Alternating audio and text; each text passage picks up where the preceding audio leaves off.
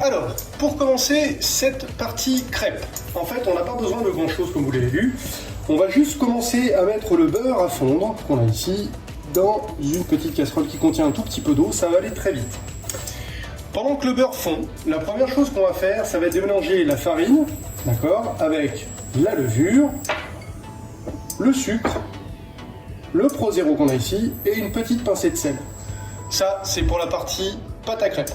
Donc ça, c'est très très simple, vous allez voir, le temps que le beurre fond, je vais vous indiquer comment ça va se passer, c'est assez simple. Puis il va nous rester le Vitabiwi qu'on a ici, et qu'on fera fondre de la même façon que le beurre, mais ça on l'utilisera un petit peu plus tard. Il n'y a aucune urgence à faire fondre le Vitabiwi, dans le sens où d'abord on doit faire la partie crêpe, et faire toutes les crêpes, avant de pouvoir utiliser le Vitabiwi, il faut que ça ait refroidi. Voilà, alors on est parti, on va commencer tranquillement. Je prends mon saladier, ma farine ici, voilà, on va y incorporer la levure, on mélange gentiment, le sucre, pareil, hop. Donc tout ça, ça se fait assez facilement. On va ensuite mélanger le Pro Zéro délicatement. Alors je vais y aller petit à petit. Comme d'habitude avec la farine hippo, c'est toujours un petit peu délicat, donc pour ne pas en mettre partout, on y va tranquillement. Donc là vous voyez, j'ai déjà quelque chose de très très très épais. Hop, on va le diluer progressivement. Hop là.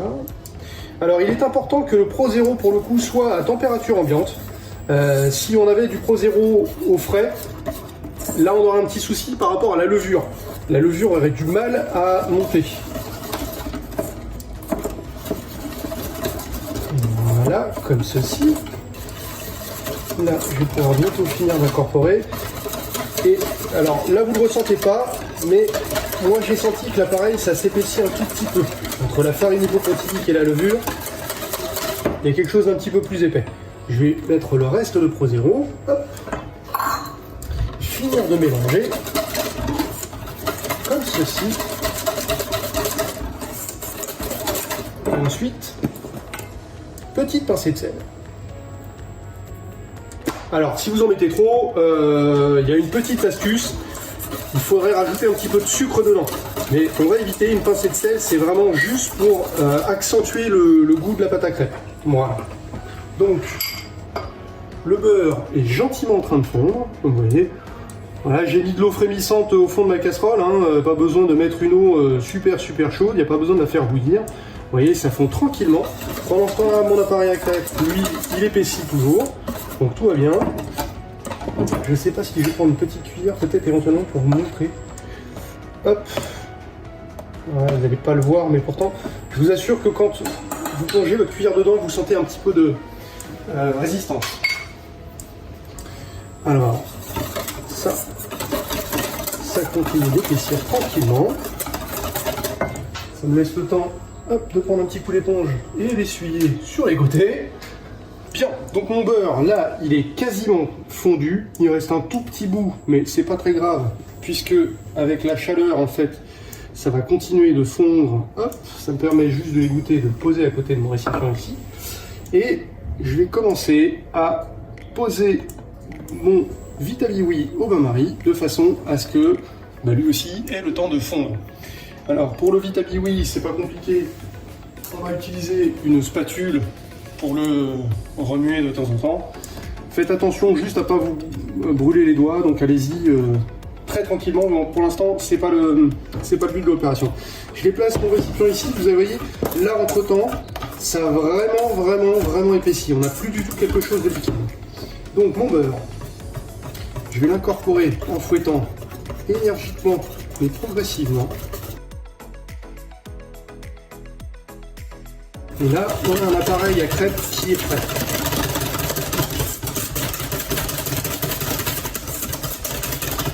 Voilà. Est-ce que vous voyez à quel point ce mélange a épaissi? Bien, donc ce petit mélange, je vais poser là 2 petites secondes. Là, je vais m'équiper des... déjà premièrement d'une petite poêle, parce que c'est ce qui va nous permettre de faire cuire des crêpes. Là, je prends un format presque pancake, pour le coup une petite poêle. Si vous en avez une, c'est vraiment l'idéal. Si vous avez des grandes, poêle, bah, c'est pas très grave, vous faites juste une plus grande crêpe. On va juste essayer de la faire un petit peu plus épaisse, parce que comme on va faire le gâteau en montage, si on a des crêpes trop fines, il en faudrait beaucoup pour arriver à avoir beaucoup d'étages et une hauteur assez intéressante. Donc là, je vais les faire un tout petit peu plus épaisses qu'une crêpe classique, de façon à en mettre un petit peu moins, d'avoir un peu moins d'étages et quelque chose de plus volumineux, plus joli. Nota bene, si jamais vous aviez effectivement une grande poêle, rien ne vous empêche ensuite, à l'aide d'un emporte-pièce, si vous avez une grande crêpe, du coup d'en faire deux petites emporte-pièces à l'intérieur. Du coup, ça vous permet de faire un peu moins de crêpes également au final. Je reviendrai un petit peu sur mon emporte-pièce parce que c'est ce qui va me servir moi à faire mon montage de gâteau. Donc comme je vous disais, j'ai pour le coup pris ma petite poêle et je viens d'allumer la hotte parce que là ça va commencer à faire pas mal de vapeur avec l'eau et le Vitabiwi commence à fondre tranquillement. Donc on a bien notre appareil et là clairement je pense que même vous pouvez le voir, ça fait un ruban. Donc on a bien laissé épaissir, il n'y a pas besoin de repos hein, pour le coup parce qu'on n'a pas de gluten dans cette farine. Mais on peut la laisser un petit peu gonfler et épaissir. Alors je vais allumer la poêle. On va la faire très fort, chauffer. On n'a pas forcément besoin de rajouter énormément de matière grasse puisqu'on a déjà un petit peu de beurre dedans. Donc ce qu'on va faire, c'est qu'à partir du moment où la poêle sera bien chaude, je prendrai une louche et je verserai la dose nécessaire. Alors, comme souvent, dans la partie crêpe, la première, généralement, est un petit peu sacrifiée. Rien ne vous empêche de la manger, mais c'est rarement la plus jolie. Je m'équipe d'une petite assiette pour disposer ensuite mes crêpes. Donc, voyons voir si c'est assez chaud ou pas. Alors, je viens de le mettre, ça va peut-être être un petit peu léger, mais ça va nous servir un petit peu de dose. Alors, vous voyez, une louche. C'est encore un tout petit peu léger en termes de température. Par contre, c'est juste assez liquide pour que je puisse la remuer tranquillement. Et là, on va la laisser chauffer. Il ne faudra pas s'attendre à une coloration hyper importante. Néanmoins, quand on a un petit peu de beurre dedans, ça va brunir. Alors, comme vous pouvez le voir, là, on a des jolies petites bulles après avoir zoomé. Donc, on va laisser cuire tranquillement sur le côté. On va s'équiper d'une petite spatule ou d'une petite pelle pour arriver à la retourner. Donc, moi, ça, c'est l'outil idéal. Maintenant. Donc là, on est effectivement sur la crêpe qui se décolle toute seule. Donc ça, c'est parfait. Hop. Moi, je la retourne comme ceci. Voilà. Donc comme je vous l'ai dit, le beurre à l'intérieur, la matière grasse, du coup, elle est présente. Il n'y a pas besoin de rajouter dans la poêle. Et comme vous pouvez le constater, ça a bien bruni. Donc il faut faire attention avec la température de la poêle. C'est pour ça que je disais que la première est un petit peu sacrifiée. Parce que clairement, celle-ci est un petit peu trop chaude autour, un peu plus légère sur le côté. Donc on va attendre un tout petit peu que ça baisse en température. Je vais même le mettre, voilà. Alors après, vous voyez, hop, ça marche bien. Le Vitabiwi pendant ce temps-là. Alors là, du coup, maintenant, je m'équipe une pince parce que il commence à faire chaud là-dedans. Et le bol, j'ai pas du tout envie de l'alimenter. Donc le Vitabiwi fond tranquillement. J'en profite de ce temps de cuisson pour vous expliquer que dans votre pâte à crêpes, on peut très bien envisager de mettre des arômes. Je pense à la vanille, la fleur d'oranger, l'amande amère, pourquoi pas, un peu de rose, enfin vraiment ce que vous avez envie. N'hésitez surtout pas à vous approprier un petit peu cette recette et y vous mettre les parfums que vous aimez. Si vous avez envie de la colorer avec des colorants alimentaires, alors de préférence naturels, on n'hésite surtout pas. Ok, c'est votre recette, c'est votre crêpe et ça fonctionne. Alors, quand elle est prête, on va la laisser sur le côté ici. On va continuer donc avec tout notre appareil à pancake et je recommence. Alors voilà, de temps en temps, il faudra jongler, remettre un petit peu plus fort sur le feu. Je crois qu'on peut mettre un petit peu plus fort au tout début et puis un peu plus faible après. Quand vous avez fini par la retourner, on pourra baisser un petit peu le feu. arriver à faire une crêpe. Voilà. On s'en a de patience. Donc là, avec le feu moins fort, la couleur est beaucoup plus jolie, beaucoup plus appétissante également. Et effectivement, il faut faire un petit peu plus attention à la façon dont on va la retourner. Je ne suis pas inquiet sur la forme et l'aspect général de ma crêpe. Vous allez voir pourquoi, parce que je vous ai parlé de l'emporte-pièce. Et comme sur ma première crêpe, par exemple, cette emporte-pièce, moi, je vais tout simplement arriver à... Alors, cette partie-ci, surtout, vous ne la gaspillez pas. Vous la réservez sur le côté, rien ne vous empêche de la manger. Par contre, ça, c'est ce qui va faire la base de notre gâteau de crêpes par la suite. Elles auront toutes exactement le même diamètre et la même taille, et ce sera plus facile pour nous ensuite de faire quelque chose de savoureux. Hop, et petite crêpe. Voilà. Vous voyez, pour moi 7 c'est trop fort, 6 c'est pas assez, donc il faut malheureusement apprendre à jongler un tout petit peu.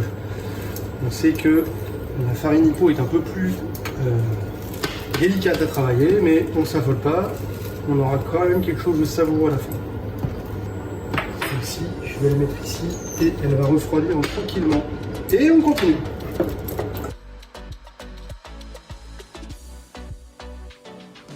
Et enfin, dernière astuce, si votre pâte a trop épaissi, rien ne vous empêche de rajouter un tout petit peu de Pro-Zéro dedans pour la diluer. Voilà, là c'est la dernière crêpe que j'ai de ma pâte. Donc une fois qu'elle sera cuite, je fais un petit coup de nettoyage et je vous montre le montage du gâteau de crêpes avec le Vitabiwi que vous voyez qui lui est fondu. Alors, le temps que la pâte cuise, je vous montre un petit peu comment je fais moi. Si vous avez un autre ustensile peut-être plus facile, n'hésitez surtout pas à le faire. Moi je prends une pince que je pose sur mon récipient et vous voyez, hop, je ne sais pas si vous voyez convenablement, mais moi je mélange mon Vitabiwi avec ma spatule comme ceci. Et tout le temps du montage, je vais le laisser au chaud parce que comme ça il restera bien liquide. Voilà. Donc maintenant la dernière crêpe. Alors, vous avez vu, finalement on obtient de jolies couleurs. Je vais quand même vous montrer quelques résultats en poussant un peu plus ou moins les crêpes en cuisson pour voir un peu les différents stades que vous pouvez obtenir. C'est toujours instructif hein, et même moi, hein, c'est pas parce que j'ai l'habitude de travailler avec des ustensiles de cuisine ou avec des recettes différentes qu'on ne fait pas d'erreur ou qu'il n'arrive pas de faire parfois des découvertes pas forcément recherchées ou voulues. Donc vous voyez là on a un joli doré. Ça, ce doré là je l'ai eu à peu près sur les 4 dernières, sur la première. Ça c'est ce que vous allez avoir de plus ce qu'on appelle proche du cramé quand même hein. Ça ne l'est pas complètement parce que ça a été saisi très brièvement mais c'est un peu chaud. Et puis on a une version un peu différente où là pour le coup le feu était plus faible mais pour le coup je l'ai laissé un petit peu trop longtemps. Donc vous avez quelque chose d'excessivement croustillant. Alors ça peut être intéressant pour vous parce que ça reste gustativement très bon et très intéressant. C'est très croustillant pour le coup, donc ça peut valoir le coup d'être utilisé différemment. Mais là, au moins, vous avez un point de vue d'ensemble de toutes les colorations possibles sur cette pâte à crêpes, qui, comme vous l'avez vu, est assez simple d'utilisation. Alors, dernière étape, quasiment la dernière, pour le montage du gâteau. Donc moi je vous l'ai dit, j'ai un emporte-pièce assez large et comme je vous l'ai montré sur la première fois, on va détailler effectivement nos crêpes. Donc là je vais prendre la dernière, je vais bien inciser sur, hop, voilà, ça se les fait tout seul, ça c'est fait, et je vais le faire sur toutes mes crêpes. Et une fois qu'on aura fait ça, eh ben, il ne restera plus qu'à faire le montage du gâteau en direct. Alors maintenant on va passer au montage. Donc là j'ai mon Vitabiwi fondu que je vais mettre ici. Je vais laisser l'eau sur le chaud comme ça peut continuer. Je prends mon emporte-pièce, je mets la crêpe à l'intérieur. Alors je le fais sur une assiette Et puis, évidemment, ensuite, je pourrais le laisser sur la planche, hein, c'est juste que sur l'assiette, ça sera plus facile pour entrer dans mon frigo pour aller au frais. Je prends une petite cuillère, hop, et je vais badigeonner de Vitabiwi partout sur la crêpe. C'est pas la peine d'en faire une grosse épaisseur. L'essentiel, c'est que la crêpe soit intégralement recouverte. C'est le premier étage. Hop, vous voyez, le Vitabiwi il est dans le fond. On continue. Deuxième étage, on pose la crêpe par-dessus. Hop.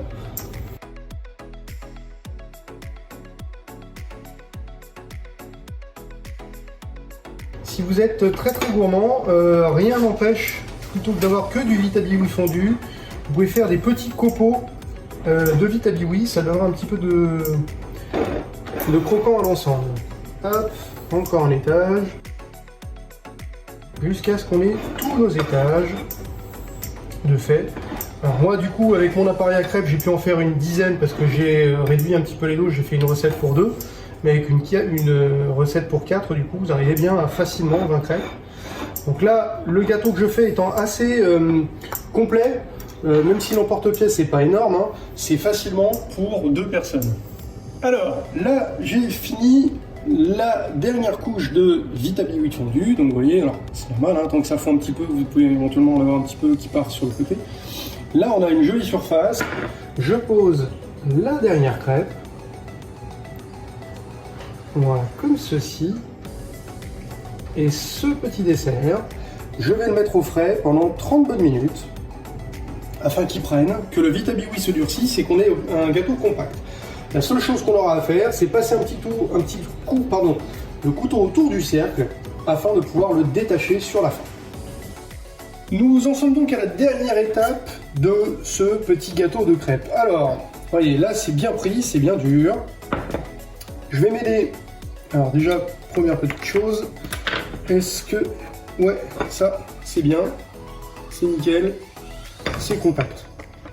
Je vais prendre mon couteau et le faire glisser délicatement le long de la paroi.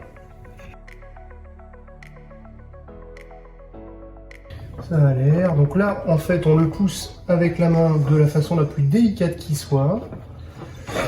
Hop, j'hésite pas à le faire tourner plusieurs fois.